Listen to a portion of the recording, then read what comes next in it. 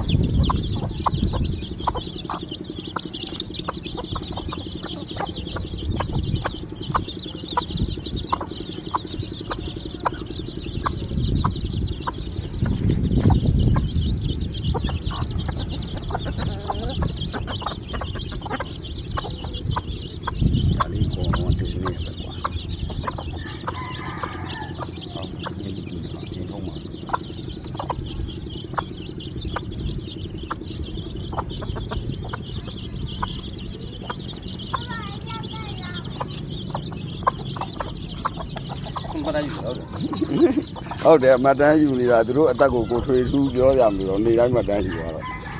သူတို့အသက်မှတ်မိတယ်ဟမ်အိုးဟိုမှာညီလိုကောင်ဟာဝဲလာတာခရမ်းနဲ့ခရမ်းတော့သူတို့ကတော့ဟိုတိုက်ဖို့ပို့လိုက်တယ်ကားနဲ့ပို့လာတယ်ဟိုမှာကားဟိုကပြလို့ဆိုပြီးတော့ချင်းနဲ့ပြန်ရောက်လာဒီကောင်လည်းသွားတောင်းဝယ်တဲ့အချိန်တော့ဟိုကတင်းတင်းနဲ့ရန်ကုန်ကလာတာဧည့်သည်ဆိုတော့အဲ့ဒါပြေးလိုက်သူတို့ဟိုမှာလဲတဲ့အတားအဖမ်းနဲ့တိုက်လို့တော့မရဘူးသူသွားတယ်ဆက်ကတော့ဟိုတော့တိုက်တယ်ဟိုကကျွေးသားမွေးသားဆိုမွေးသားတော့မွေးတယ်ခြံ